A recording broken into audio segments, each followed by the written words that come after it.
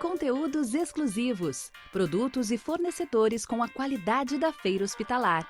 Networking com profissionais referência no mercado. Essa é a Hospitalar Hub, uma plataforma cheia de informações relevantes que fica disponível para você durante o ano inteiro. Queremos conectar toda a nossa comunidade de saúde para que as trocas de conhecimento e experiências sejam cada vez mais completas e frequentes. Sim, na Hospitalar nós não nos limitamos aos 4 dias de evento. Na plataforma, você vai se conectar com empresas, encontrar fornecedores e conhecer nossa vitrine de produtos, além de contar com nossa biblioteca e mais de 250 vídeos de eventos realizados por lá. É um amplo universo de conhecimento com mais de 30 anos de experiência e conexão. Unimos a nossa especialidade de conectar pessoas e negócios com as mais relevantes iniciativas do setor. Os profissionais de saúde podem se manter atualizados, realizar conexões com empresas e encontrar as melhores oportunidades de negócios. Afinal, queremos que você esteja conectado conosco 365 dias do ano. Hospitalar Hub. Combinamos ações digitais para manter nosso público conectado e atualizado.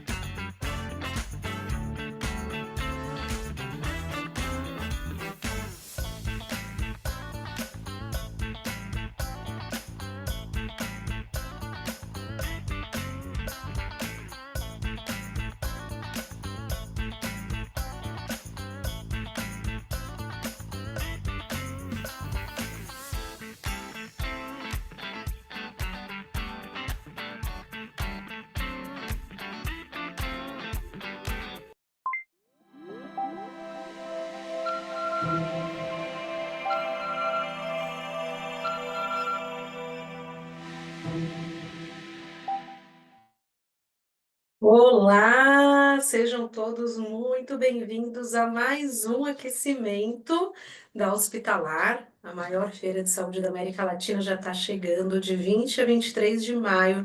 A gente se encontra no São Paulo Expo para muito negócio, experiências incríveis e uma grade de conteúdo riquíssima, que todo mundo que já está acostumado a acompanhar a feira sabe como é. Todos os assuntos voltados à gestão da saúde estão por lá. E essa semana aqui, de hoje até quinta, a gente traz o aquecimento hospitalar com os nossos principais congressos do evento, para já dar uma antecipada nos assuntos, a gente antecipar um pouco das discussões que vão acontecer lá no pavilhão. Então, se você quer saber o que cada congresso vai trazer, quais são os assuntos e as pautas, o seu lugar é aqui, tá bom? Já chama os colegas aí de trabalho, avisa que está acontecendo o aquecimento, porque está imperdível. Eu já tenho também uma ótima notícia para vocês. Na verdade, nem me apresentei, né? Cheguei falando, eu não falei quem eu sou. Eu sou Juliana, head do portfólio de saúde da Informa, e vou acompanhar vocês aqui nesses 3 dias com os nossos curadores de conteúdo. A boa notícia que eu ia contar é que todo mundo que participar do aquecimento aqui, assistindo algumas das palestras, vão receber por e-mail um cupom com 15% de desconto para utilizar na inscrição dos congressos da Hospitalar, então aproveitem também esse benefício, tá bom? Aqui falando sobre o Hospitalar Hub, que é a plataforma onde esse evento está acontecendo, sendo transmitido.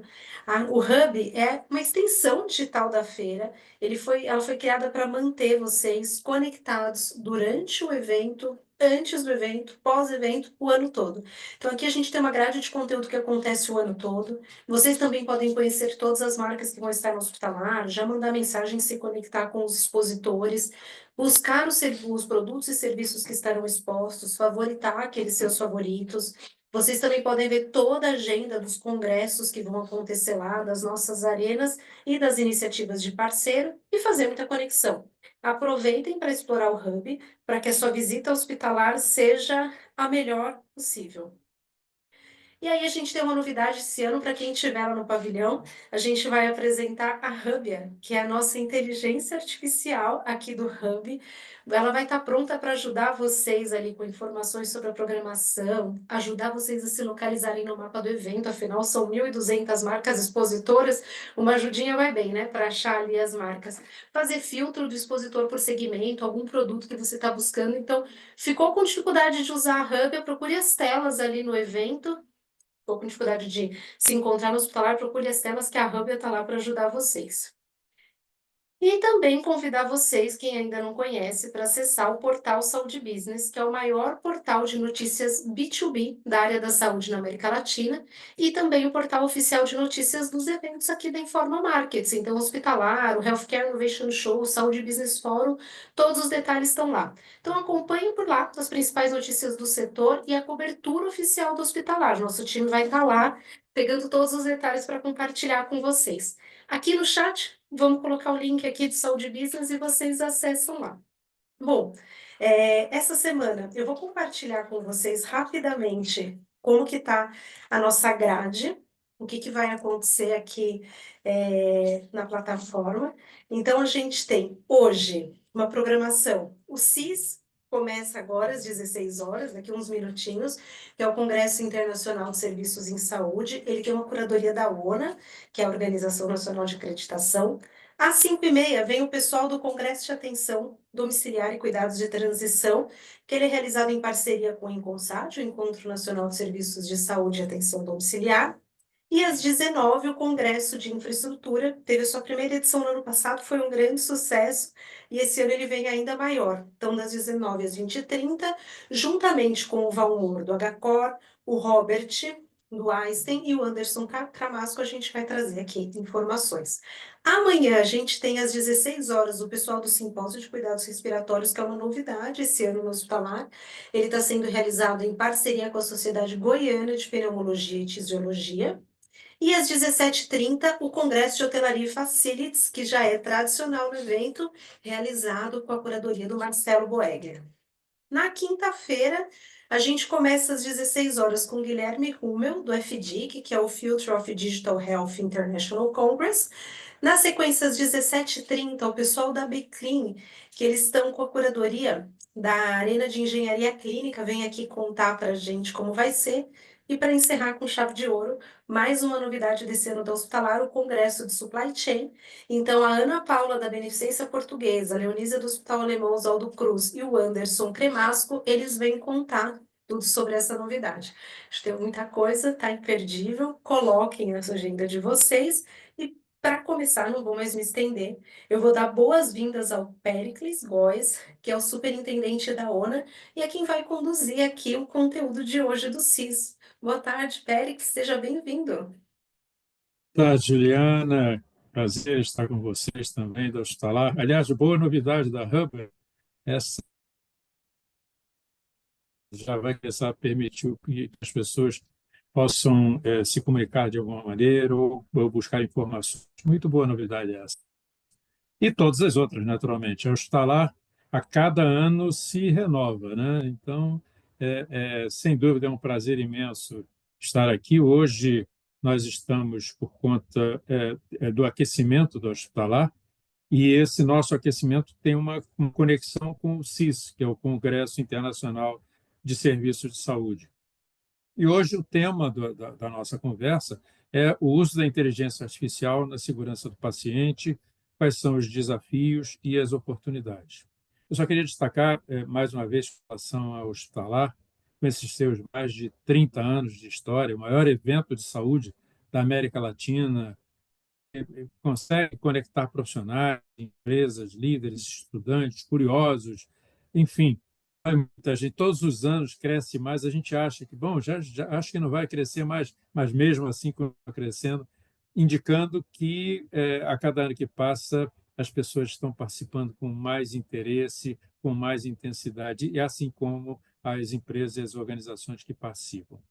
E dentre todas as atividades da Hospitalar, nós temos os congressos, como você mencionou ainda há pouco, e um dos congressos que vai acontecer exatamente nos dias 21 e 22 de maio é o CIS, é o Congresso Internacional de Serviços de Saúde.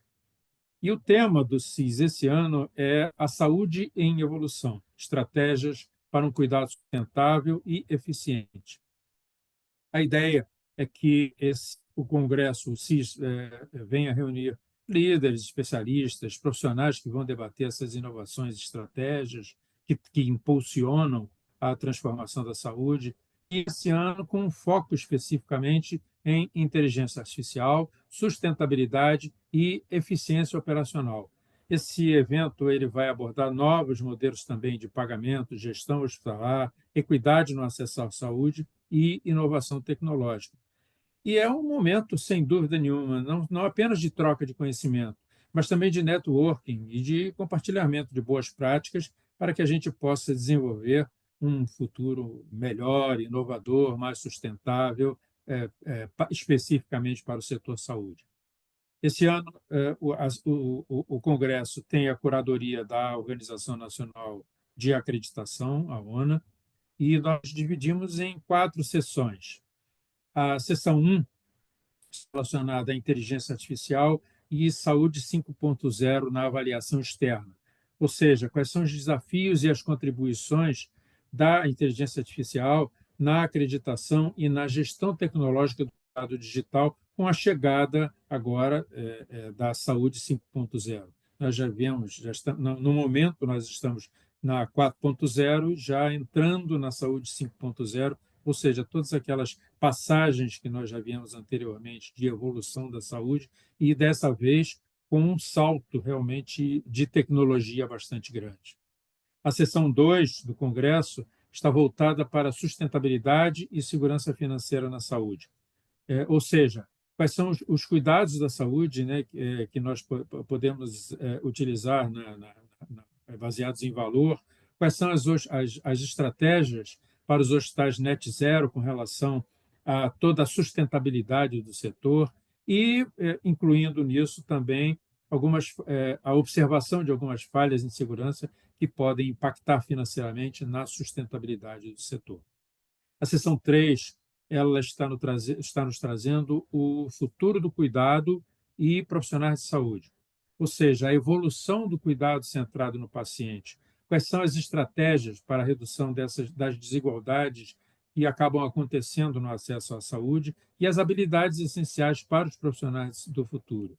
É interessante essa discussão também, porque a discussão sobre cuidado centrado no paciente, cada dia tem mais peso, tem mais importância dentro do setor saúde, em que nós saímos há muitos anos atrás de uma visão dos pacientes como meros números de identificação, passando a observar esse paciente como um ser humano que precisa ter as suas necessidades atendidas dentro de todos os aspectos. Então, isso, sem dúvida nenhuma, é muito importante. E, finalmente, a seção 4, que é a personalização, a inteligência artificial e o futuro sustentável da saúde. Como é que os dados e a inteligência artificial estarão revolucionando os tratamentos e a gestão em saúde? Eu tenho certeza que nossos palestrantes vão colocar esses dados de uma maneira bastante interessante, sem dúvida nenhuma, e eu tenho o prazer, então, Nós temos hoje a presença de doutora Paula Daibert e doutor Salvador Gulo Neto. A doutora Paula é a diretora de inovação do Grupo IAG Saúde. Ela é médica, especialista em medicina de família e comunidade. Mestre em ciências da saúde com uma carreira dedicada à gestão, MBA executivo em saúde e MBA em Data Science e Analytics, e é formanda da primeira turma de certificação profissional do VBHC, do Vale Data Healthcare, do ICHOM, que é uma instituição internacional que está se relacionando fortemente, intensamente com a questão do valor, né, do baseado em valor. Então, doutora Paula, a palavra é sua para a sua apresentação e depois eu volto a conversar com vocês para fazer a apresentação do Salvador. Doutora Paula, por favor. Muito obrigada, Péricles. Muito obrigada a todos. É um prazer estar aqui hoje, a convite da ONU. Um prazer participar do Esquenta. E para esquentar um pouco as coisas, né, a gente vai falar do tema que é a bola da vez. Tem algumas bolas aí no campo, né, para a gente falar. A inteligência artificial é uma dessas bolas. Então, vamos falar um pouco sobre inteligência artificial hoje, especialmente inteligência artificial e o que a gente pode correlacionar ela com a segurança do paciente. Então, eu trago algumas perspectivas, né, que são perspectivas do meu próprio aprendizado. Primeiro, desmistificar um pouco para quem ainda carrega um pouco de mística, né, em relação ao que é a inteligência artificial e como que ela é aplicada na prática médica. Vou focar especialmente, né, na parte da inteligência artificial que a gente chama de modelos preditivos de machine learning e qual que é a relação dessa ferramenta conosco, né, com as pessoas que estão no sistema de saúde. Então, eu acho que uma das coisas principais, né, quando a gente fala de inteligência artificial, é sair um pouco, para quem ainda não saiu, do aspecto hollywoodiano, né, da inteligência artificial, ou dos robôs, ou daquela história, né, de o mundo está acabando e a máquina vai tomar conta, né? Aqui a gente está falando de coisas que são muito interessantes, mas que são muito mais modestas, né, do que esse aspecto teatral. Então, quando a gente fala dos modelos preditivos de machine learning, a gente está falando fundamentalmente de matemática, né? São modelos matemáticos que aprendem com uma enormidade de dados, e essa que é a grande sacada, né, da inteligência artificial e do uso dos modelos preditivos, e essa capacidade que a inteligência artificial tem de reproduzir esses padrões que ela aprende. Então, ela tem uma entrada de dados, né? Ela tem uma entrada de dados gigantesca, diferente do que a gente usava antigamente, e é uma ferramenta incrível capaz de identificar padrões, né? Então, nada melhor do que a gente conseguir identificar padrões na medicina. Então, assim, na medicina, tradicionalmente, a gente já usa modelos de classificação, né? A gente tem aí os modelos como o Apache, muito utilizado na terapia intensiva, o CHADS, modelos que são conhecidos, né, da prática clínica e que são usados aí ao longo de décadas.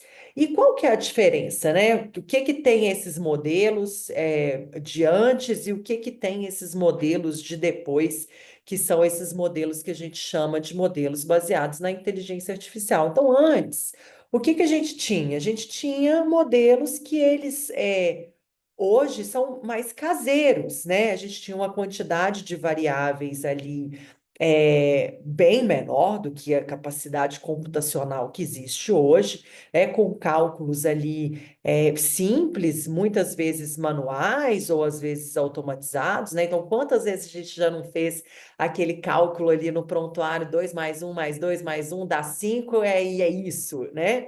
Então, a gente saiu disto para o que a gente chama hoje dos modelos preditivos com a expansão da IA. E o que que ele faz?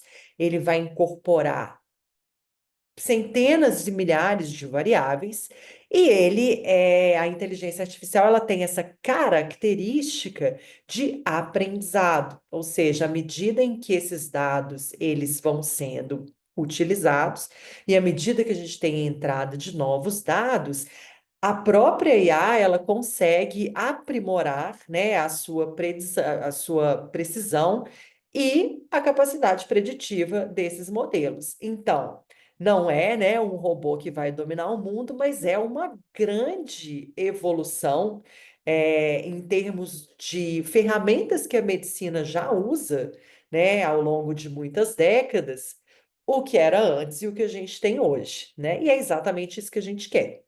Então, esses modelos preditivos de machine learning, o que que eles fazem, né? Eles recuperam ali uma grande quantidade de dados, né? Essa grande quantidade de dados, ela é treinada dentro de um modelo matemático pré-definido, ela passa a identificar padrões que são complexos e são muito sutis, que a gente não conseguiria fazer com o que a gente fazia antigamente, né? Ou com a estatística clássica. A gente precisa dessa capacidade computacional que a IA traz. E com isso a gente consegue fazer previsões que são personalizadas. E aí a gente vai falar um pouco sobre as aplicações. Hoje, no Grupo IAG Saúde, já há alguns anos, a gente usa modelos preditivos na plataforma. Aqui eu trouxe um pouco das características desses modelos para a gente entender a técnica que tem por trás, né? Então, a primeira coisa que a gente faz é identificar o tipo de técnica que a gente vai usar. Hoje a gente utiliza o aprendizado supervisionado. A gente traz um algoritmo robusto e de alta performance e a gente usa dados clínicos qualificados para poder fazer as predições, né? Os dados clínicos que a gente usa hoje na plataforma são dados que vêm coletados direto dos prontuários dos pacientes e alimentam uma base de dados hoje gigantesca, que tem aí quase 10 milhões de altas hospitalares, na verdade, mais de 10 milhões de altas hospitalares. Vocês imaginam a imensidão. E isso porque alta é. Eu estou fazendo a contagem da alta. E em cada uma dessas altas, a gente tem diagnósticos, dados do paciente, procedimentos realizados, todas as questões clínicas relacionadas àquele atendimento. E isso é hospedado, né, em um local seguro que permite que a gente faça o uso escalado dessa tecnologia e em segurança. Então, a infraestrutura, né, a infraestrutura de dados, a infraestrutura de concepção desses modelos, ela é fundamental para que esses modelos eles tenham sucesso. Sucesso em quê? E a gente está falando de segurança do paciente, né? Identificar riscos clínicos, né, dos diversos pacientes e apoiar os diversos atores do sistema de saúde na tomada de decisão. Então, aqui só para vocês terem uma ideia, o que que a gente tem hoje, né? A gente tem quatro grandes modelos que são utilizados diretamente nos trabalhos de segurança do paciente pelas instituições que trabalham conosco, né? Então, a gente tem o risco de óbito, o risco de readmissão e o risco desse paciente sofrer algum tipo de evento adverso, né? Um evento adverso que pode ser infeccioso ou um evento adverso que pode ser não infeccioso. Então, o modelo, ele vai até o dado do paciente, ele olha o dado daquele paciente e ele classifica aquele paciente. Olha, esse paciente, ele tem baixo, médio ou alto risco de morrer. Baixo, médio ou alto risco de ser readmitido ou de ter um evento adverso. E é exatamente aí que estão todas as oportunidades, né? A gente está com a predição, a gente sai de um local reativo para sair de um local proativo, ou seja, a gente consegue tomar atitudes que vão prevenir com que esses pacientes sofram determinados tipos de risco e que a gente sabe que impactam diretamente ali no desfecho desses pacientes. E para cada um desses modelos, a gente tem um detalhamento onde vocês conseguem perceber que o modelo ele acerta muito, né? E a próxima slide eu vou mostrar para vocês a acurácia, né? Que é uma das informações fundamentais que existem na construção de qualquer modelo preditivo. Então, você vê que dos pacientes que morreram, um pouquinho dos pacientes que morreram foram classificados como baixo risco, né? Então, os pacientes que morreram, eles efetivamente foram classificados como pacientes de médio e alto risco. E por que que isso é importante? Para mim, o mais importante aqui até é a gente ver que sim, existe um pinguinho de paciente que morre ali no baixo risco, para mostrar que nós estamos lidando com pessoas, né? Então, a máquina ela tem toda a inteligência, mas ela pode apontar uma situação que, na vida real, pode desvirtuar ali da predição, né? Mas ela acerta muito, muito bem. Hoje, nesses modelos preditivos, a gente tem métricas que são impressionantes, né? Então, por exemplo, para condições adquiridas, a gente tem uma taxa de acerto de 96%, para predição de óbito, de 81%, para readmissão, de 75%. Ou seja, a gente tem uma ferramenta em mãos que permite que a gente haja na jornada desse paciente ali durante a internação hospitalar e vá fazendo a mitigação desses riscos aonde é possível, aonde cabe a prevenção. E esses resultados, eles são continuamente acompanhados, eles são validados, né, o tempo todo e eles demonstram uma baixa variabilidade. Ou seja, a gente tem os testes, né, e esses testes eles são feitos continuamente, mostrando que o modelo ele é confiável, é uma ferramenta que a gente pode utilizar. E quando a gente trabalha na saúde, e isso tem ficado muito mais claro e tem sido muito mais utilizado, especialmente com as regulamentações que acontecem pelo mundo todo, acontecem nos Estados Unidos, acontecem na Europa, vêm para o Brasil. Esses modelos, eles precisam ser explicáveis, né? Se a gente está tratando de pessoas e se a gente está falando sobre segurança do paciente, dentro desses modelos, a gente precisa empregar técnicas que, quando você leva esse resultado ou leva essa ferramenta para um profissional de saúde, ele consegue compreender por que que a ferramenta te deu aquela predição. É quase como se a gente fizesse, né? Quase não, a gente faz um bate-bola, né? A IA, ela te diz uma coisa e você, como profissional de saúde, você como médico, você olha e fala assim, faz sentido. Ou então, não, não faz sentido. O modelo, ele precisa ter essa capacidade de explicar para os profissionais de saúde o que que ele está fazendo. Porque se a gente não conseguir explicar, não tem confiança, né? Como que um profissional de saúde ele vai usar uma ferramenta que ele não acredita ou que ele não entende quais que são os fatores que influenciam ali aquela previsão. Então, isso tudo que eu falei, desde qual que é a técnica que a gente escolhe, como que esse modelo ele é feito, qual tipo de desfecho que a gente espera, quais que são os testes que a gente faz. Isso tudo é a técnica, né? A técnica que a gente usa para produzir esses modelos em machine learning e que são ferramentas para os profissionais. Aqui à direita, a gente tem uma foto do nosso aplicativo, Bell, que traz esses riscos do paciente, tá vendo? Desde, né, uma escala, desde o risco baixo até o risco alto, baseado nas características clínicas daquele paciente, para esses quatro desfechos.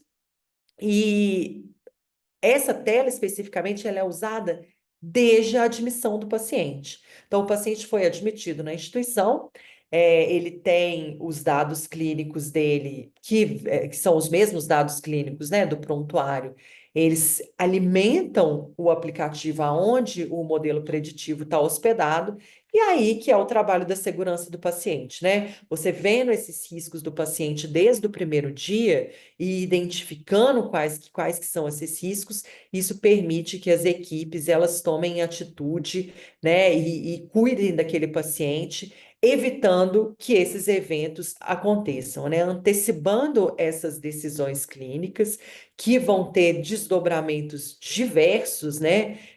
Caso aconteçam, e é exatamente por isso que o profissional ele vai ver esse risco e ele vai compreender qual que vai ser o uso dele durante a internação do paciente.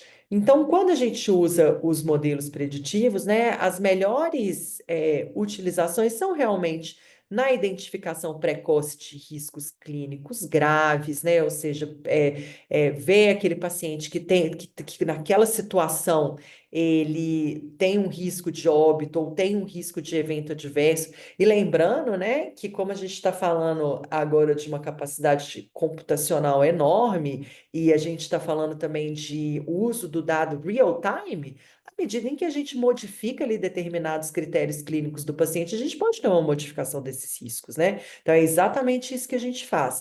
Isso vai apoiar as equipes de saúde a tomar decisões baseadas, né, em dados e fazer o planejamento desse paciente. Fazer um planejamento de alta segura, fazer um planejamento de prevenção de eventos adversos, fazer um planejamento adequado, do pós-alta e, com isso, a gente otimiza toda essa jornada do indivíduo aqui no caso, nas internações, né? Mas a gente tem modelos preditivos para todos os níveis de atenção. E como tudo, né? Como qualquer boa ferramenta, né? Um martelo na mão de quem sabe usar é uma ótima ferramenta, na mão de quem não sabe pode ser um grande desastre. Então, como toda ferramenta, o uso dos modelos preditivos, ele exige boas práticas, né? Exige que a gente traga o julgamento clínico em conjunto, que a gente use esse modelo nos cenários aonde ele é útil, né, que são os cenários de médio e alto risco, e que a gente nunca se esqueça que a ferramenta ela é complementar a anos de construção de expertise, né? A ferramenta, ela não é um resultado ali escrito na pedra, ela precisa, né? E ela depende da expertise clínica das equipes para que isso seja utilizado de maneira adequada. Ela não substitui esse julgamento, ela é uma ferramenta, né? Ela não é o fim. Ela é uma boa ferramenta? Ela é uma excelente ferramenta, ela é uma ferramenta poderosa, mas na mão de quem consegue usar esse resultado e usar esse resultado para tomar uma decisão informada a partir do próprio julgamento clínico. Então, o ideal, né, o que que a gente tem visto hoje? Quando as inovações elas surgem, para tudo existe um tempo, né? Uma curva de aprendizado. Às vezes as coisas começam muito descoladas uma da outra, né? E depois as coisas vão ficando mais orgânicas, elas vão se integrando ali à prática. Então a ideia, né, é justamente isso, que a gente traga o uso da inteligência artificial ou de qualquer outra ferramenta que a gente tem visto na modernidade para integrar os nossos modelos de trabalho. Desde o momento aonde a gente coleta o dado, então, assim, mais do que nunca, nunca foi tão importante uma informação qualificada no prontuário. Na verdade, assim, sempre foi importante, mas agora mais ainda, né? A informação clínica, ela alimenta aí uma enormidade de ferramentas, né? Esses modelos eles precisam ser usados na prática e é a prática que vai dizer, olha, muito bom, gostei, vale muito a pena, tem auxiliado muito nos meus pacientes, ou na minha prática, ou não.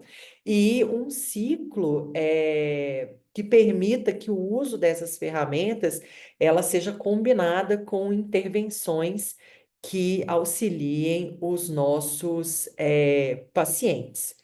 E quando a gente fala, né, que a IA depende de um profissional crítico, né, que ela não opera no vácuo, a gente precisa de profissionais, então, que sejam críticos. Então, desde sempre isso foi muito importante, mas mais ainda a gente não pode deixar de lado a questão da formação.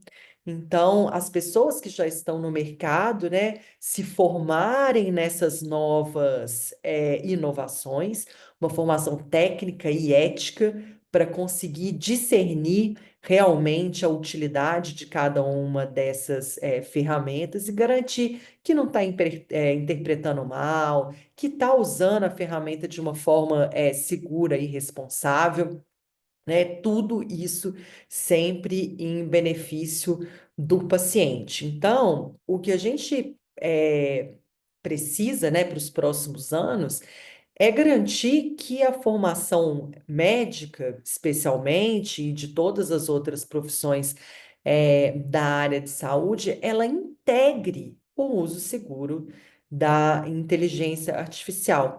Então, né, como eu disse, às vezes as coisas elas andam descoladas.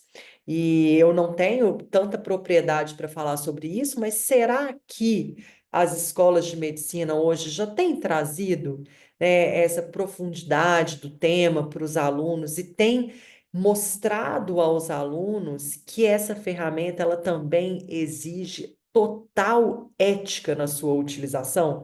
Isso é muito importante, porque senão a gente vai começar a usar, a ter esse interlocutor, né? Essa pessoa do meio que somos nós, os profissionais, com uma ferramenta poderosa usando ela mal. Então, é a mesma coisa, né? É dar uma bomba na mão de uma pessoa que quer acionar essa bomba e vai machucar um monte de gente. Não é isso que a gente quer. Então, para quem trabalha, né, com alunos ou está inserido aí no mercado de educação, a gente precisa trazer, né, essas boas práticas e a formação ética para os nossos profissionais. Até porque esses modelos, eles vão ser continuamente aprimorados, e aprimorar o modelo depende basicamente da gente ter o feedback de quem usa, né? Então, o profissional de saúde que está lá na ponta e ele tem o modelo, ele tem que devolver para a gente, ele tem que fechar um ciclo, né? E dizer: olha, esse modelo está ajudando muito os meus pacientes, mudou aqui a maneira como a gente age na prevenção de determinados eventos, ou não, para a gente retornar ao modelo, fazer as análises e, se necessário, fazer as revisões e as atualizações baseadas no uso de mundo real. E toda vez que a gente falar de dado, né, não esquecer da segurança. A segurança dos dados, ela é um pilar fundamental. Então, quando a gente fala dessa multiplicidade de dados, a gente trabalha com dados que são sensíveis.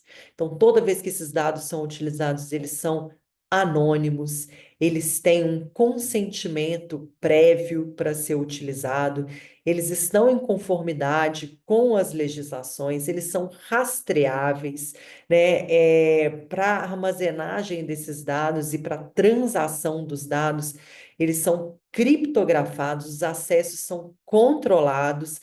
Então, assim, não é fácil trabalhar com dado, é difícil, exige um arcabouço técnico muito justo, mas que é necessário, né? Quantas notícias a gente teve nos últimos anos, quando as coisas ainda eram, né, ali meio na experimentação de vazamento de dados e coisas que a gente não pode, de maneira alguma, permitir.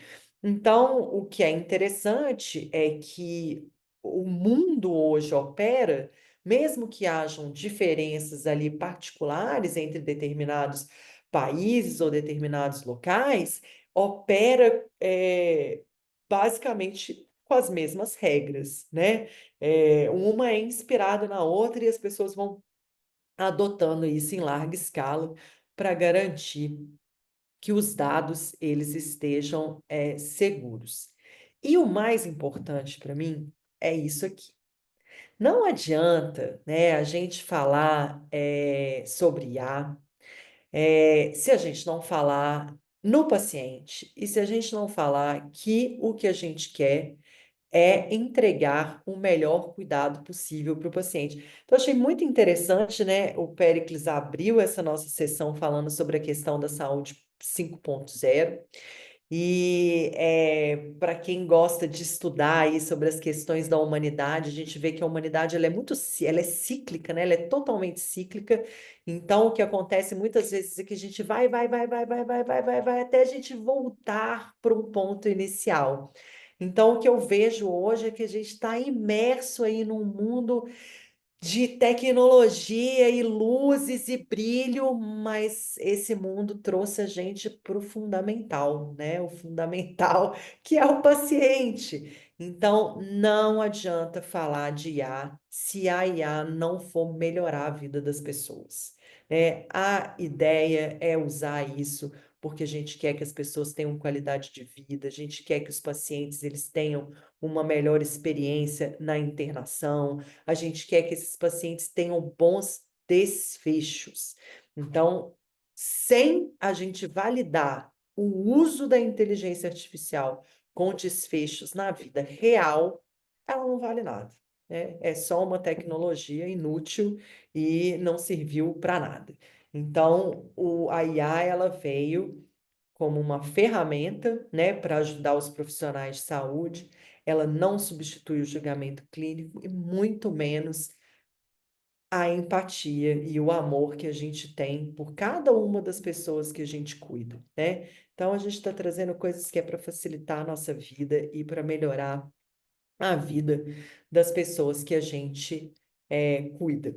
Então, utilizem, né, na segurança do paciente sempre todas as ferramentas que acharem que são interessantes, né, e que ajudem aí na condução das pessoas de forma transparente, de forma justa, nunca deixar de lado a formação profissional, né? Só pessoas críticas. A gente vê isso hoje também na sociedade. Não dá para pegar tudo e engolir. Tem que olhar e você tem que saber, dentro da sua formação, dentro do seu contexto, interpretar aquele resultado, porque é essa capacidade que vai também evitar os erros, né? E garantir que essa tecnologia ela seja utilizada para o bem-estar dos pacientes e que todos nós, como sociedade, a gente esteja sempre atento aos riscos,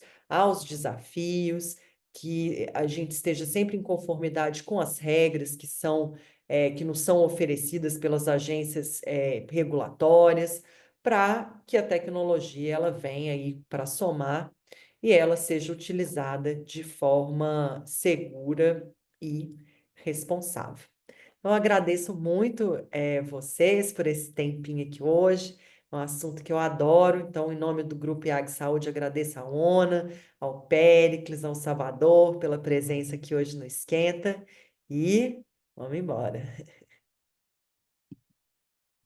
Obrigado, Paula. Excelente apresentação.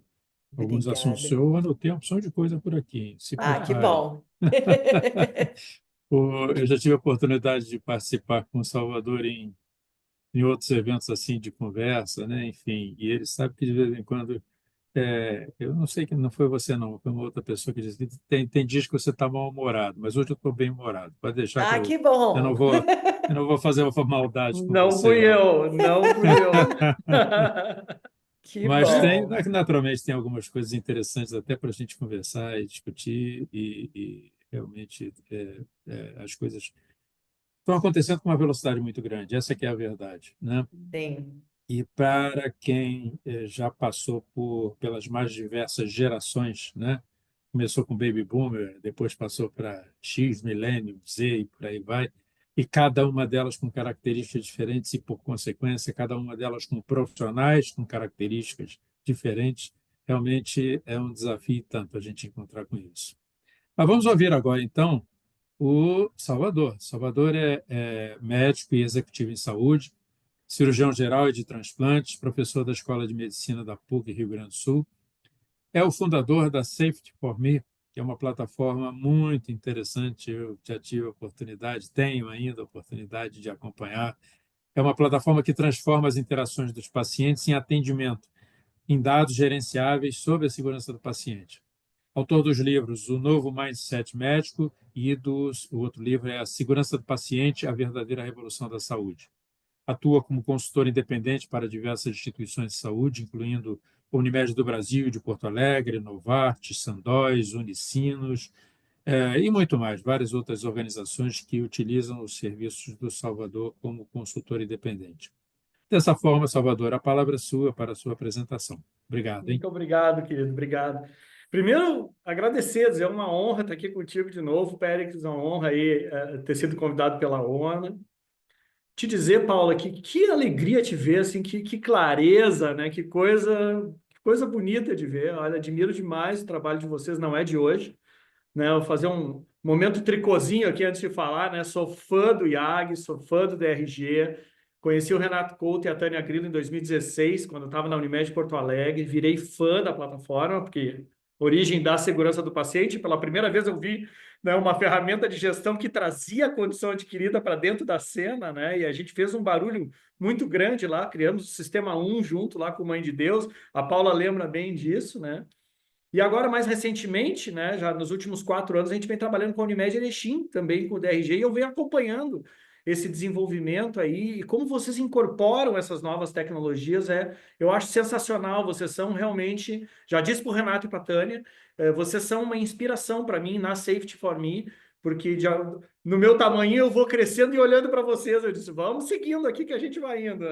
Muito Muito obrigada, legal. porque você é Com para nós certeza. também. Tá joia. Muito legal. Mas, enfim, vou tentar mostrar para vocês uma visão um pouquinho diferente, não um pouquinho diferente, a visão, na verdade, é a mesma, mas a Paula está trazendo a experiência prática deles ali no IAG com o uso do DRG, e eu vou tentar fazer um pouco de uma discussão um pouco mais ampla do que eu venho vendo no mercado, né? Eu tive recentemente no congresso do IHI sobre segurança do paciente, se falou bastante sobre isso, né? E também sobre outras fontes que eu tenho consultado aí, né? Então, deixa eu só confirmar aqui minha apresentação. Está aqui. Vamos lá, vamos adiante. Já foi bem citado pela Paula, assim, a gente está imerso, né, nesse mundo de tecnologia, né? Então, a palavra da moda é hype, né? Diz que a hype agora é a inteligência artificial generativa, né? O ChatGPT é o mais famoso, mas já tem o DeepSeek, já tem o Gemini, já tem vários outros aí no mercado. Mas o fato é, eu não sei se a gente se dá conta, mas assim, a gente está engolido por isso, né? Então, assim, o nosso wearable tem algoritmo, né? O nosso Instagram, que a gente está lá scrollando, como diz o meu filho, né? Está no scroll, tem um algoritmo por trás que está dizendo o que vai bater para nós ou não. Então, essa inteligência artificial, machine learning, todas essas ferramentas que a Paula descreveu, elas já fazem parte do nosso dia a dia de uma maneira que a gente nem se dá conta que a gente foi absolutamente engolido, né? E aí a gente vai conversar isso com os médicos, né? Principalmente quando tem essa formação um pouco, vamos dizer, mais conservadora e mais tradicional. Pronto. Então agora veio a inteligência artificial, vai me substituir, tô ferrado, vou ter que procurar outra coisa. E esse é um discurso, gente, que na verdade ele já aconteceu várias vezes na história, porque sempre que vem uma inovação tecnológica para mudar a forma como a gente presta assistência aos pacientes, isso acontece. Eu conversava com a Paula e o Péricles num outro momento, desde a invenção do estetoscópio, né? Antes a gente ouvia os pacientes encostando o ouvido, e aí tu vem com uma solução nova, né, que dá mais conforto, traz mais higiene, amplifica o som, e as pessoas começam a aprender a utilizar aquela ferramenta para o bem da assistência. E quando se inventou o raio-x foi a mesma coisa, a tomografia, a ressonância, enfim, tantas inovações tecnológicas que a gente viu ao longo desses últimos 20, 30, 50 anos, vamos dizer, né? Todas elas tiveram esse boom, assim, tiveram esse questionamento pelas pessoas que estavam atuando naquele momento. Eu vivi pessoalmente isso da minha formação cirúrgica. Então, eu sou cirurgião de formação, né, fazia cirurgia geral, fazia transplante de rim e pâncreas, estou ali, né, nos idos do início dos anos 2000, ali em plena atividade com a nossa equipe, e fiz uma formação super tradicional. Eu me formei em 1996, eu sou cirurgião aquele das barrigadas, né? Abria a barriga, né, para fazer a remoção de tumor, para fazer a trauma e tal. E aí, durante a minha formação da residência, surge, então, a videolaparoscopia, que foi um grande boom, para quem lembra, no final da década de 90. Nossa, mudou a cirurgia, agora vai acabar a cirurgia. Não vai acabar a cirurgia. Nós, enquanto cirurgiões, nós ganhamos uma ferramenta nova para entregar o mesmo tratamento de uma maneira mais eficiente, com menos dor, diminuindo o tempo de internação, diminuindo o tempo operatório, enfim. Mas aí tem toda essa parte de curva de aprendizado. E mais importante, não substitui o cirurgião que tem que saber operar da maneira tradicional. Porque se eu for um cirurgião que quero aprender somente a videolaparoscopia e eu tiver intercorrências na minha videolaparoscopia e eu tiver que converter esse paciente para resolver da maneira tradicional, eu tenho que saber, gente. Eu tenho que ter esta formação. Como é que eu resolvo este problema se eu tiver dificuldade com o uso da tecnologia? Como disse o Péricles esses dias, e se faltar luz, como é que a gente vai fazer? Como é que a gente brinca com esses equipamentos todos se faltar luz? E essa história, ela continuou, ela se desdobrou com a robótica. Hoje a gente já sabe que a robótica entrega para alguns procedimentos, por exemplo, em urologia hoje, tu fazer uma prostatectomia radical por câncer, hoje o tratamento de escolha é para robótica, né? Ele diminui a incontinência urinária, diminui a disfunção erétil, tem taxa de sangramento menor, quer dizer, tem uma série de desfechos. E a Paula salientou muito a questão do desfecho no uso da tecnologia, mas isso, de novo, né? O cara que faz a robótica, ele não pode ir direto para a robótica. Ele tem que ter uma formação de cirurgião, ele tem que ter uma formação tradicional, por quê? Porque a robótica, de novo, é só mais uma ferramenta. E, da mesma forma, a inteligência artificial, os algoritmos, o machine learning, ele vem para mim, pelo menos na minha opinião, como uma nova ferramenta que nós vamos ter que aprender a usar. Aí, depois que tu diz tudo, o colega dá uma relaxada e diz, mas que alívio, então quer dizer que eu não vou perder o meu emprego? Mas, olha, teoricamente não vai perder, vai ter espaço, mas certamente tu pode te diferenciar se tu tiver um uso adequado dessas tecnologias. Então, assim, se eu puder usar apropriadamente, assim como a Paula e o Grupo IAG está fazendo, né, para fazer predição de desfecho com a inteligência artificial, tu já está muito na frente. Tu está entregando muito mais valor na cadeia produtiva. Por quê? Porque tu estás trazendo essa ferramenta para um uso adequado, né? E aí, então, quais são os desafios e as oportunidades? E como eu não estou usando isso no meu dia a dia, assim como a Paula está fazendo lá no IAG, eu fui buscar para trazer para vocês algumas referências bem importantes. E a primeira delas, que eu recomendo todos vocês, inclusive eu deixei a referência aqui embaixo, ó, que eles colocam até para... Está disponível no site do IHI, gente, é muito fácil de vocês fazerem o download do PDF. Ele fala exatamente sobre o título da nossa apresentação aqui.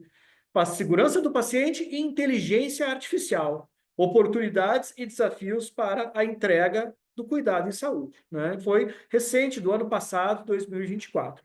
Eles fizeram análise de vários cenários, né? Um cenário de utilização da inteligência artificial, principalmente em prontuário, né? Aquele monte de informação para fazer uma série de predições ali, uma série de, vamos dizer assim, de otimizar uma série de trabalhos que hoje é manual e consome muito tempo. Eles utilizaram isso em outros cenários de assistência ambulatorial e internado, e eles chegaram a algumas conclusões, e aqui eu trouxe bem resumido, recomendo a vocês que deem uma lida nesse paper, que ele está bastante interessante. Mas as principais oportunidades que foram destacadas nesse paper do IHI é o seguinte, né? Como, então, a inteligência artificial pode melhorar, né, pode apoiar a melhoria na segurança do paciente. Primeiro, agregar todos esses relatos e reportes, né, dos incidentes. Quando a gente tem um volume grande de incidente relatado, né, a gente pode fazer uma análise conjunta de causa raiz, por exemplo, e facilitar nessa análise. Isso é um bom trabalho para a inteligência artificial, né? Entregar também dados de identificação em tempo real e resolução de problemas relacionados à segurança do paciente. A gente tentar explorar alguns pontos específicos relacionados, sei lá, à infecção, a quedas, à identificação, à infecção por catéter e tentar identificar padrões para que a gente possa modificar esse processo, né? Como diz no próximo item ali, identificar os fatores contribuintes que geram esses problemas de segurança, né? Melhorar, então, a procura, a auditoria, né? A avaliação desses prontuários e os fluxos de trabalhos para tornar eles mais eficientes e mais intuitivos, né? Ajudar no treinamento e na qualificação dos profissionais com relação à segurança do paciente, né? Uma coisa bem interessante que nós estamos tentando fazer, Paula, na Safety for Me, é integrar todos os feedbacks dos pacientes, seja durante a internação, ou seja após, com as pesquisas de satisfação, para criar padrões, né? A percepção que o paciente tem de segurança da instituição, que não é necessariamente a mesma percepção que nós, profissionais, temos, né, durante o atendimento. Isso é uma coisa bem interessante, né? Ajudar na detecção precoce também de problemas precoces, assim como a Paula demonstrou muito bem ali com a ferramenta do DRG Brasil, né? E reduzir realmente a quantidade e volume de trabalho para as coisas que podem ser, vamos dizer assim, robotizáveis, né? Que a gente não, que podem ser automatizadas, que a gente não precisa perder tempo com isso. Mas esse mesmo paper também salienta algumas coisas bem importantes, como os desafios, que a gente pode olhar isso aqui de uma maneira bastante crítica, né? Primeiro, também tudo já foi salientado aqui, mas eu estou trazendo o paper do IHI primeiro, né? A inteligência artificial ela tem que vir para servir o paciente, né? E a gente tem que resguardar o paciente de qualquer exposição. A segunda coisa que é um grande desafio não é sair utilizando a inteligência artificial sem ouvir as pessoas que prestam o serviço, não, os clinicians, né? Então, aprender com eles, engajar eles, ouvir eles, né? E para a gente poder fazer um melhor uso da ferramenta, né? A outra coisa é o seguinte, esses modelos, foi salientado pela Paula, eles são treinados. Então, a gente tem que procurar treinar esses modelos sem viés. Porque se eu treinar esses modelos com viés, a resposta que os modelos vão te dar são com viés também. Então, isso é extremamente importante que a gente tenha no nosso radar, né? Estabelecer uma governança bem importante do ponto de vista de quem vai utilizar, os sistemas de saúde que vão utilizar como vão utilizar essa ferramenta e para que especificamente, né? E ser muito intencional no desenho, né? É fazer toda essa estrutura de processo que foi desenhada pela Paula e dizer assim, nós queremos fazer para isso, nós vamos desenhar o nosso algoritmo, fazer para ele nos entregar isto, e é para isso que ele vai ter que ser desenhado. Então, a gente tem que pensar muito nessa implementação, né?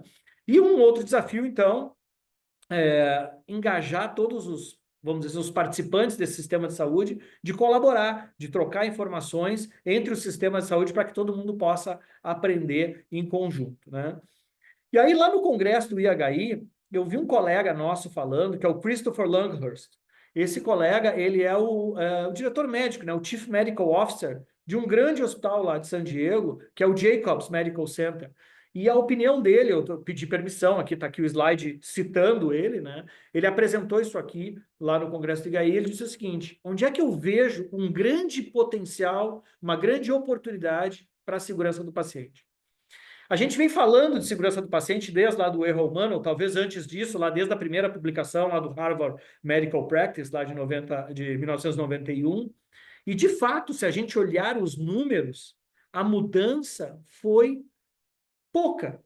Hoje a gente fala mais de segurança do paciente, a gente reporta mais incidente, a gente tem processo um pouco mais estruturado, mas do ponto de vista de desfecho, se a gente comparar lá, desde a primeira publicação do Harvard Medical Practice, passando pelo erro humano, e aí falando aqui do 2023 lá do Catalyst, né, que é o do Safety of Inpatient Healthcare, que a gente tem uns números parecidos, né, a gente não melhorou tudo que a gente poderia. E é neste sentido que ele sugere, então, que a gente possa utilizar a inteligência artificial, para a gente mudar a segurança de paciente de nível. E aí ele trouxe algumas das iniciativas nas quais eles estão aplicando, assim como o Grupo IAG está aplicando, né? Eles estão treinando os algoritmos para, então, tentar resolver ou fazer a antecipação de uma série de diferentes situações clínicas. Trouxe elas aqui nessa tabela aqui só para, vamos dizer assim, estimular vocês, né?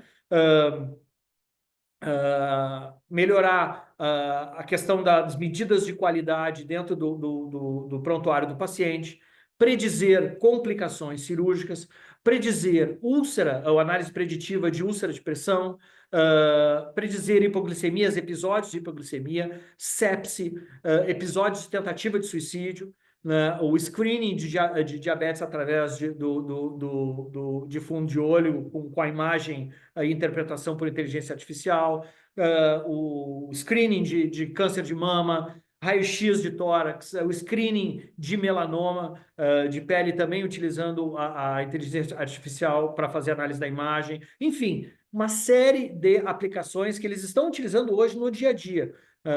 Mas aí ele termina a apresentação dele, botando esse outro paper aqui que ele faz parte, que ele salienta exatamente isso que a Paula trouxe ali no final da apresentação dela, tá? Tem muita publicação hoje, gente, de inteligência artificial que está muito preocupada com a performance do algoritmo.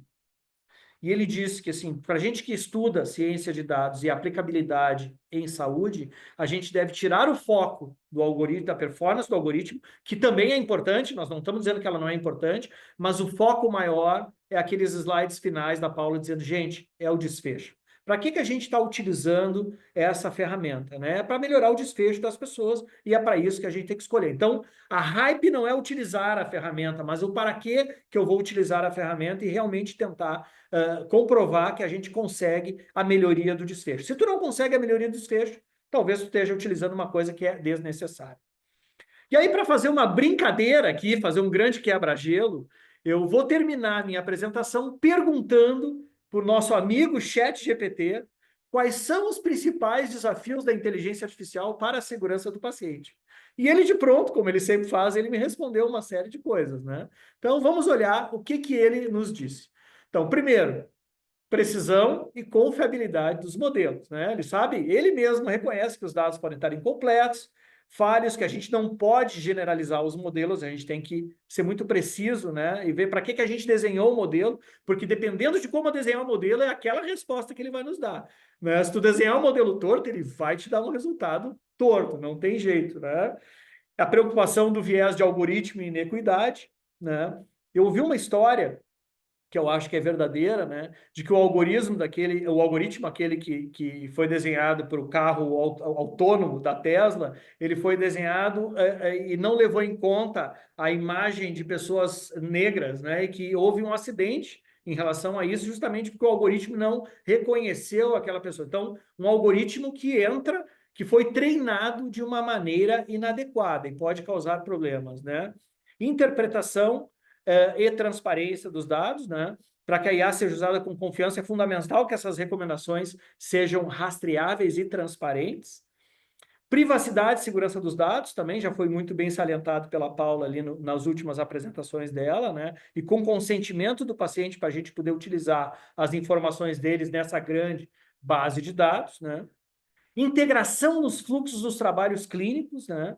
Interoperabilidade das instituições, a adaptação de nós, profissionais da saúde, para utilizar essa ferramenta da maneira adequada. Acho que esse é um dos grandes desafios que a gente vai enfrentar.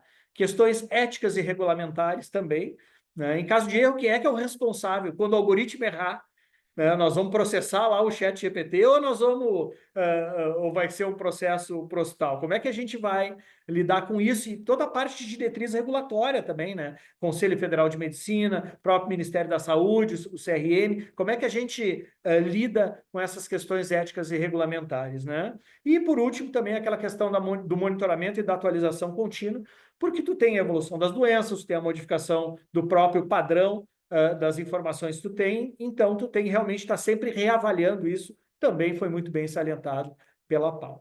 E aí depois eu perguntei para ele quais seriam as grandes oportunidades do uso da inteligência artificial para a segurança do paciente, né?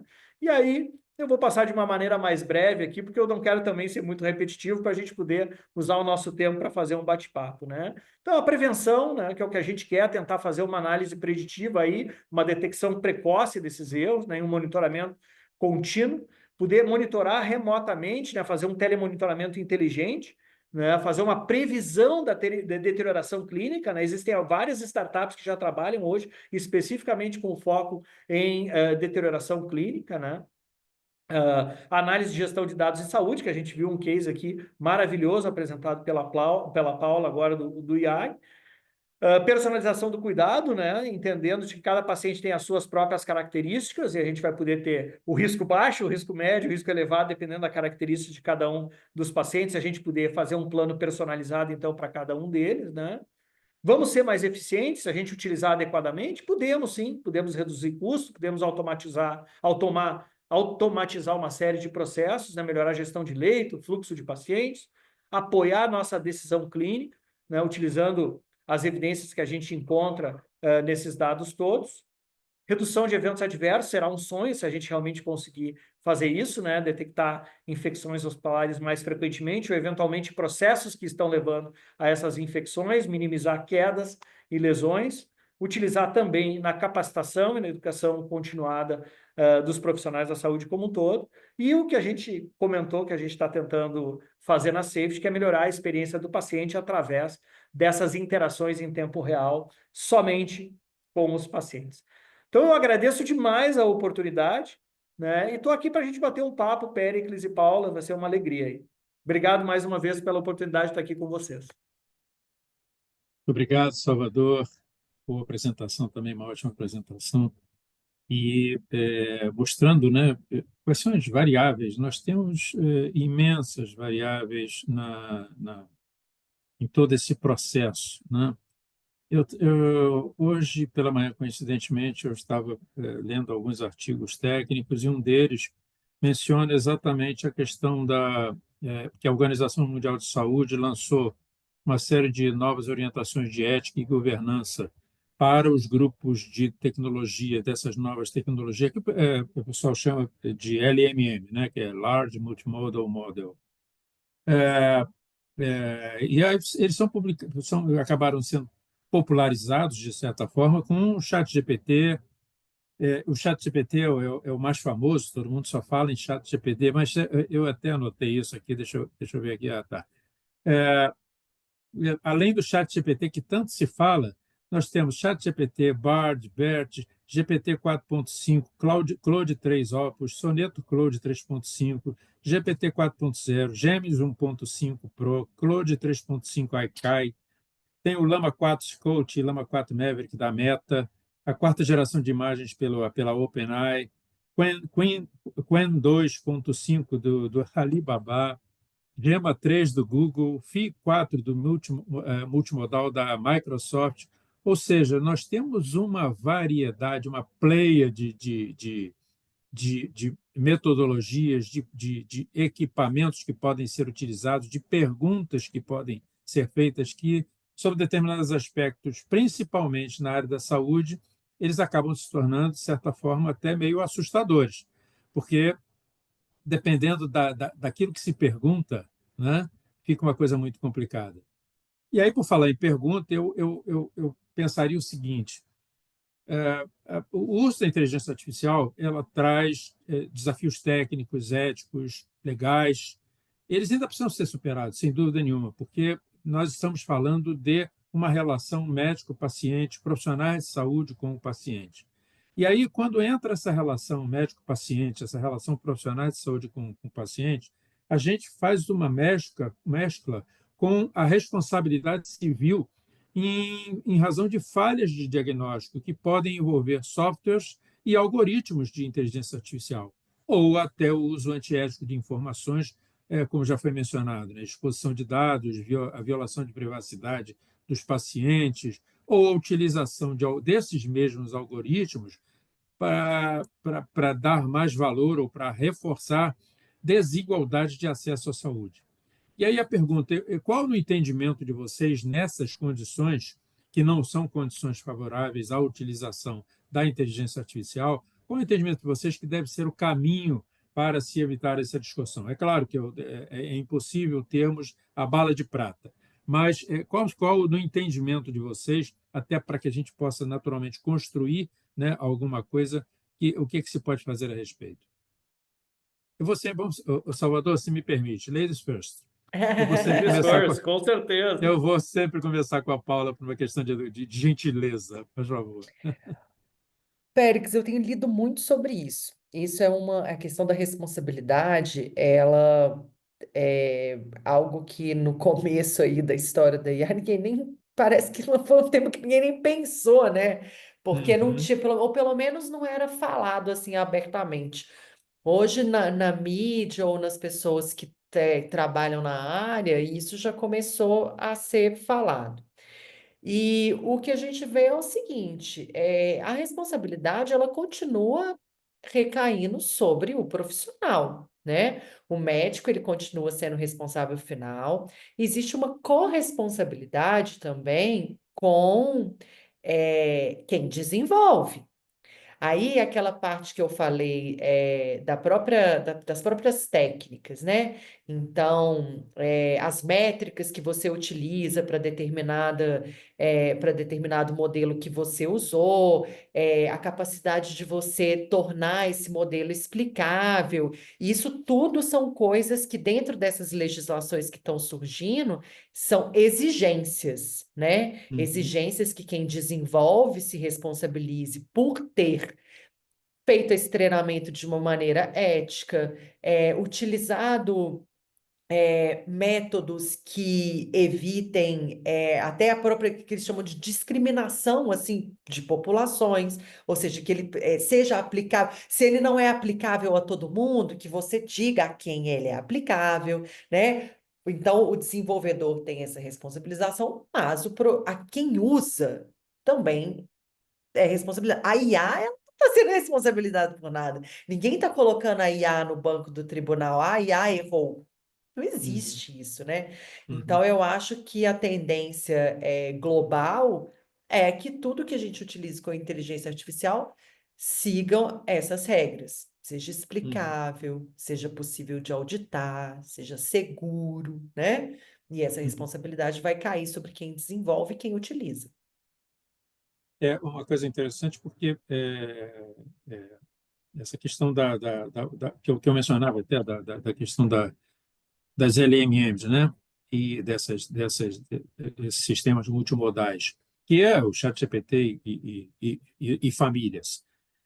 Porque, na verdade, nós já tínhamos, a gente já vinha utilizando a inteligência artificial de uma maneira indireta há algum tempo, né, que são aqueles modelos que existiam anteriormente, específico para uso médico, e que eram projetados para tarefas específicas, ou seja, eram inflexíveis, porque era aquilo e só aquilo e pronto. Né? Para você ter uma ideia, segundo uma pesquisa, tem mais de 500 modelos de inteligência artificial daquele modelo anterior para a medicina clínica que foram aprovados nos Estados Unidos pela FDA, mas só para utilização para uma ou duas tarefas. Quando a gente entra nesse novo modelo do ChatGPT e outros, em que você tem um universo infinitamente maior, o controle, efetivamente, como mencionado, acaba ficando bastante difícil sobre determinados aspectos, muito mais por quem está criando e muito mais por quem está consultando esse processo. Salvador, diga. Não, o que eu ia comentar nessa sequência do que a Paula disse, Pélix, e de alguma forma a gente já expressou isso durante a nossa apresentação, aí, tanto eu como ela, é que isso nos leva de volta à origem, né? De qual é a tua formação básica, né? Qual é o teu princípio ético de formação, qual é a tua capacidade de julgamento crítico, né? Porque, em última instância, quem vai utilizar isso é o médico, né? Ninguém vai consultar diretamente com a inteligência artificial e vai sair, não vai receber uma receita, não vai receber uma cirurgia, né? Isso vai ter que passar pela mão de um profissional, né? E já te respondendo, Paulo, eu pelo menos estou dentro do meio acadêmico, eu não vejo um treinamento específico para a utilização dessas ferramentas dentro da academia, tá? Muita luta, a gente conseguiu alguns anos atrás, lá na Escola de Medicina da PUC, inserir a disciplina de segurança do paciente como obrigatória. Uhum. E hoje eu não sei se existem outras faculdades, outras escolas de medicina no Brasil que têm uma disciplina. Eu sei que se fala em segurança do paciente em todas mas umas falam mais profundamente, outras menos, né? Mas tu ter uma disciplina exclusiva de segurança do paciente, que tem, né, vários créditos ao longo do mês e do semestre inteiro, e que tu não pode entrar no hospital sem estar formado naquela disciplina, eu só conheço o nosso modelo por enquanto, né? Então, assim, tu ter uma outra disciplina que trabalha as questões éticas, especificamente na utilização desse tipo de tecnologia, eu, pessoalmente, eu ainda desconheço, né? E as nossas formações, elas, vamos dizer assim, os currículos médicos, não só médicos, bota de todos os profissionais da saúde, eles têm uma certa um time meio lento, vamos dizer assim, para fazer essas mudanças e essa absorção dessa necessidade. Assim como também os nossos próprios conselhos, né, Conselho Federal, Conselho Regional de Medicina, para fazer a parte regulatória, eles também são relativamente lentos. Então, tudo nos remete a quem é o profissional, né? Assim, Uhum. qual é a tua formação? Tu tem uma formação sólida o suficiente para utilizar uma ferramenta de uma forma inadequada, para ter um julgamento crítico de dizer assim, cara, eu vou utilizar isso aqui ou não, né? Tem uma outra ferramenta que utiliza bastante modelo de inteligência artificial, que eu gosto de utilizar na minha prática, já que é o Open Evidence. Eu acho que vocês usam também no Open Evidence, né? E ele traz alguns insights bem interessantes em relação às publicações, com os desfechos e tal, assim. Só que, de novo, né, quando eu estou com um paciente na minha frente, eu não consigo fazer um Ctrl+C e Ctrl+V, né, para todos os pacientes. Eu tenho que ter a minha sensibilidade do paciente que eu estou examinando ele do outro lado, e não é simplesmente porque o Open Evidence vai me vomitar ali em segundos um tratamento que eu vou sair utilizando para ele. Né? Isso vai, Uhum. de novo, cair na responsabilidade do profissional e na formação que ele tem. Então, de novo, lá no meu exemplo da robótica, eu, por exemplo, não posso fazer robótica, não tive um treinamento para utilizar esta ferramenta, né? E eu acho Uhum. que aí para a inteligência artificial e esses familiares aí do chat GPT, como disse o Périx, a gente vai precisar da mesma coisa. Perfeito. Perfeito. Tem mais uma, né? Vamos lá. Tem uma discussão muito grande sobre se a inteligência artificial ainda precisa conquistar a confiança da comunidade médica para ser vista como uma técnica segura, né? Devido exatamente a essa qualidade da informação que está alimentando os algoritmos, né? Embora o sistema de saúde produza muitos dados, dentro da área da saúde há uma produção muito grande de dados, mas há pouca informação consolidada. Esta, infelizmente, é a realidade. Tem uma frase muito característica, muito interessante, que diz o seguinte: dados incompletos e inconsistentes geram algoritmos ruins. E talvez o melhor exemplo disso seja eu vi essa imagem outro dia, eu até guardei para eventualmente usar em alguma palestra, em que foi consultado o ChatGPT pedindo o desenho de um veículo com rodas triangulares baseado nas figuras que foi apresentado ao ChatGPT, que era uma série de bicicletas. E aí o ChatGPT criou uma bicicleta com rodas triangulares, obviamente não sai do lugar. Ou seja, é a pergunta certa para a resposta certa, pergunta errada vai vir a resposta errada. Isso foi objeto, inclusive, da pergunta do Eliandro Lima, quando ele diz: tenho a percepção de uma aparente resistência por parte dos médicos na adoção das ferramentas de IA. Vocês também compartilham dessa visão? Caso sim, quais os possíveis motivos? Bom, vamos partir da premissa que a gente tem já uma tecnologia que você considera que é boa, que tem aquelas características de explicabilidade, que você conhece o método, né? Ou seja, uma ferramenta que é uma ferramenta já de confiança. A inovação, ela tem uma curva de adoção, que é normal para qualquer coisa, para IA médica, ou para carros, ou para estetoscópios, ou para qualquer coisa. Você tem as pessoas que são naturalmente inovadoras, que já vão adotar ali aquela tecnologia de cara. Você vai pegando aquele pessoal que está ali no início, entendeu? Que chega junto com os visionários, mas que não foi do primeiro ali, e depois vem a maioria, e depois vem aquelas pessoas que não vão fazer, porque não querem, que são muito céticas, né? A Uhum. inovação, ela tem essa curva, eu acho isso perfeitamente normal. Agora, a maior resistência, eu acho, vem de desconhecimento Então, assim, é um universo, né, você falar de inteligência artificial. Eu lembro quando eu estava na residência que eu comecei a aprender a ler artigo científico. Porque eu lembro que quando na faculdade me falavam artigo científico, eu achava que era um texto que eu podia ler e acreditar fielmente no que estava escrito ali. Até eu aprender a ler criticamente o artigo e ver que o papel aceitava tudo, que eu tinha que ler e ver se aquele método ali era correto e se as respostas seriam utilizáveis. A IA é a mesma coisa. Primeiro a gente tem que trazer esse conhecimento, né, para os profissionais, para eles se tornarem profissionais críticos, verem a ferramenta e se sentirem seguros para adotar. Acho que é a mesma lógica, né? Uhum, perfeito. Deixa eu Salvador? pegar tua carona aqui, Paulo, e te dizer o seguinte, ó, eu acho que nós, profissionais da saúde, o médico em especial, nós somos mais conservadores por natureza, Péricles. Eu acho que a gente tem um modelo de formação, né? A gente quer medicina baseada em evidência, os ensaios clínicos randomizados, a coisa. Então, a gente foi moldado nesse formato, tá?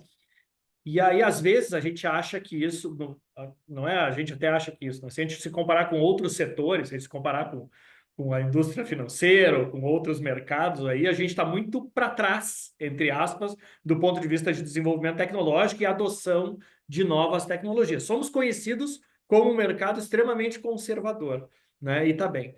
Agora, neste caso especificamente, Péricles, da adoção de uma tecnologia que ela é exponencial, né? Ela é uma das tecnologias exponenciais, que ela realmente viraliza, as pessoas estão usando em casa, estão É, perguntando para o ChatGPT antes no consultório. Eu acho que isso é extremamente protetor, Péricles. Isso é uma opinião Uhum, totalmente pessoal, mas eu acho que isso, de uma forma, vai nos proteger enquanto médicos, sermos mais conservadores, porque a velocidade com que essas ferramentas estão entrando no mercado é muito, muito grande. E tu imagina se a gente estivesse adotando essas tecnologias sem ter essa opinião crítica desenvolvida, sem ter a capacidade, né, de discernimento mesmo, de se tem que usar ou não.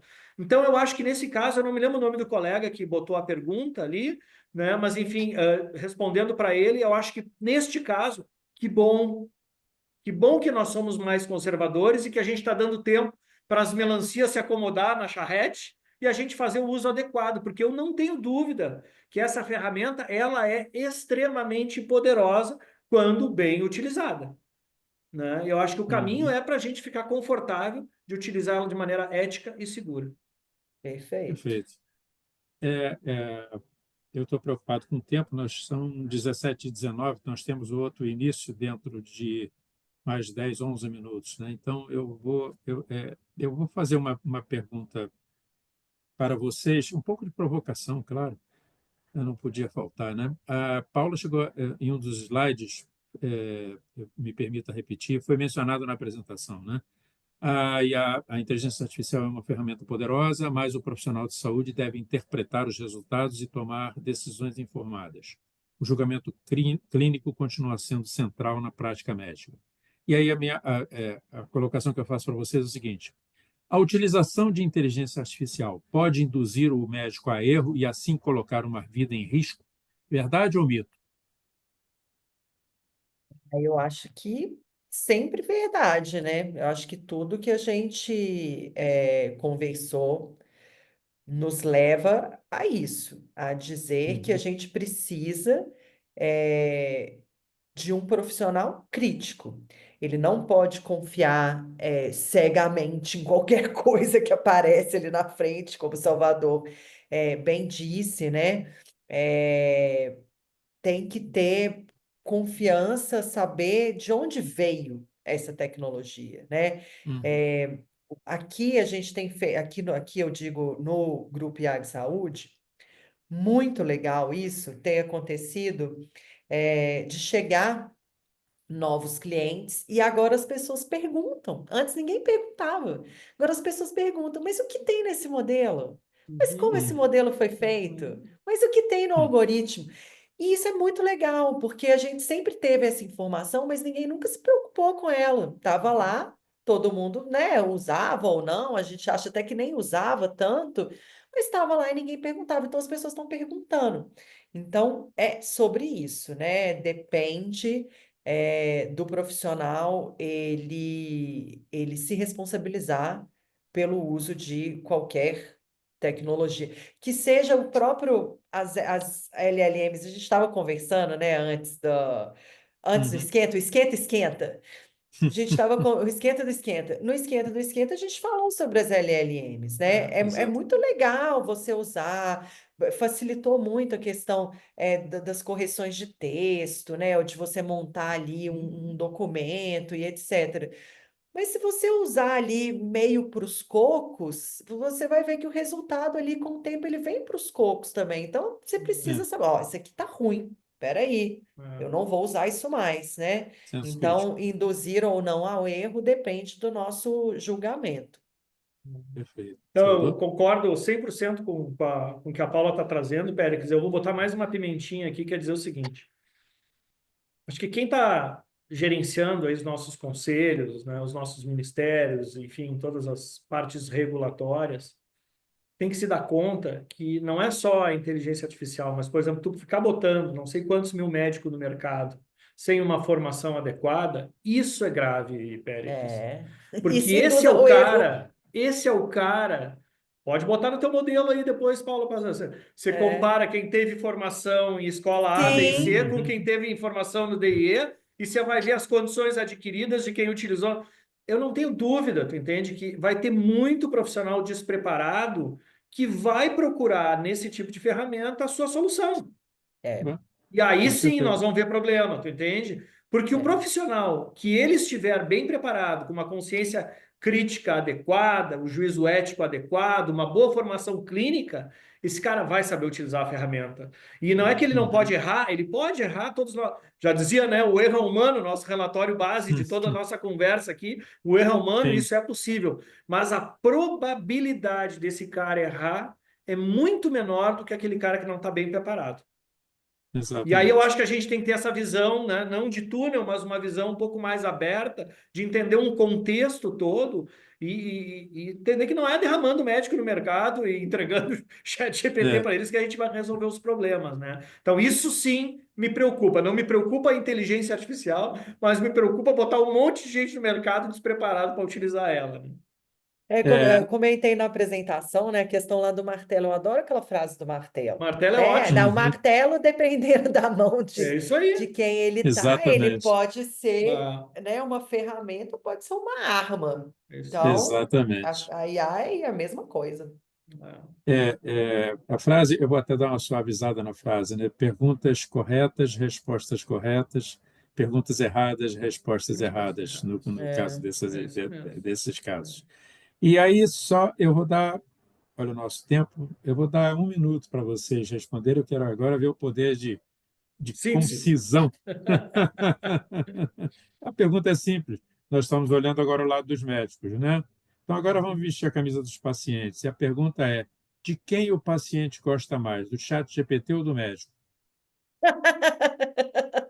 Oh, eu não sei, viu? A gente passou muitos anos que.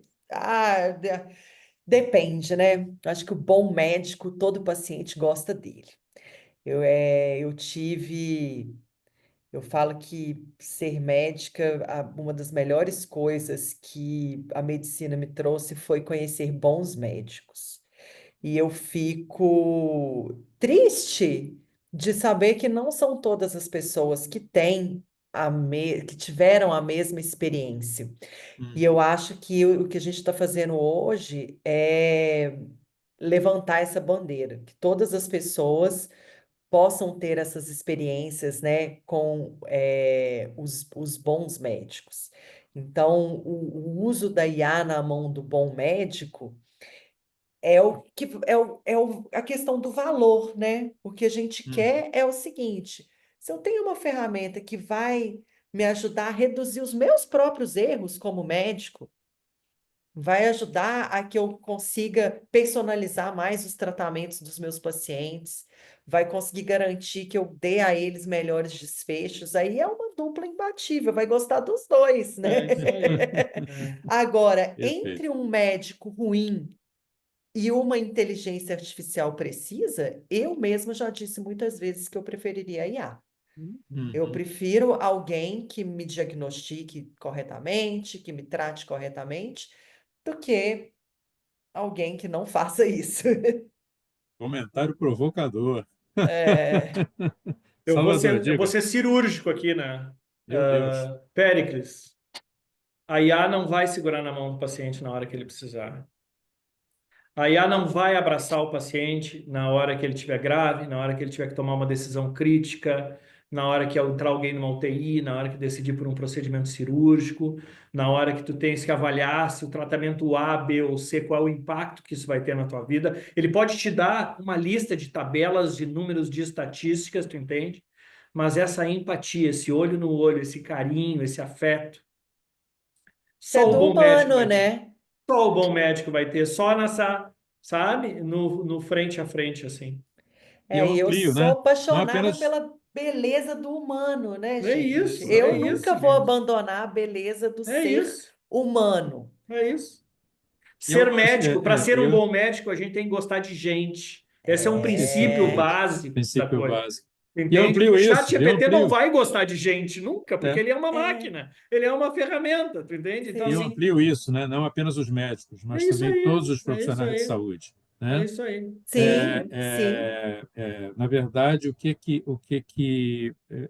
vai acontecer com os bons profissionais de saúde? E aí eu estou envolvendo todos e a inteligência artificial também, não apenas a classe médica. Mas os bons profissionais de saúde vão continuar sendo bons profissionais de saúde, É isso, muito ajudados pela inteligência é isso artificial. aí. Então, eles vão ser bons profissionais de saúde, talvez não, com toda certeza serão ótimos profissionais de saúde, porque vão ter um conjunto de informações que esses profissionais de saúde vão conseguir a partir de suas consultas inteligentes a todas essas plataformas. Se eles Perfeito. fizerem boas consultas em termos de artigos técnicos, boas consultas em termos de documentos ou de formas de tratamento, com absoluta certeza terão boas respostas, bons tratamentos, garantindo finalmente qual é o tema inicial da nossa conversa: segurança do paciente. É isso que a gente quer, fundamentalmente. Eu Péricles, só quero. para Oi. te fazer uma pequena observação, eu fiz uns cursos com um professor chamado Julius White. Ele tem vários cursos sobre LLMs e ChatGPT, engenharia de prompt, etc. E ele falou uma coisa que eu uso muito, que ele não chama inteligência artificial, ele chama inteligência artificial de inteligência aumentada, que Uhum, foi isso que você falou. Um uhum, médico bom, um profissional de saúde bom, com uma ferramenta como a inteligência Aumentar. aumentada, ele está exatamente. se tornando ainda melhor. É o que Com a gente certeza. quer. Exatamente. Vamos lá. Paula, suas redes sociais, por favor. Estou Muito pedindo aqui. obrigada. Poxa, nem sei, viu? Mas se vocês quiserem me procurar, eu tô lá no LinkedIn, Paula Divert. Pode me procurar, me adicionar, vai ser um prazer. De vez em quando eu escrevo uns textos, falo algumas coisas e adoro conectar com as pessoas, então fique à vontade. Obrigado. Salvador? Eu também, LinkedIn Salvador Gulo Neto, acho que só tem um. E Instagram é Dr. Gulo Neto. Estou à disposição também, quem quiser interagir, me manda um direct lá que eu adoro interagir com seja quem for. Vai ser um prazer aí. Maravilha. Obrigado pela oportunidade. Muito Obrigada. obrigado. Britanicamente, 17h30. Eu só posso agradecer a vocês. Essa hora e meia passou a jato, mas foi muito Boa. bom. Obrigado pelas apresentações. Um grande abraço e obrigado a todos que participaram, ouviram, enfim, a todo mundo que está junto nesse processo. Grande abraço. Tchau, Paula. Tchau, Péricles. Tchau, tchau.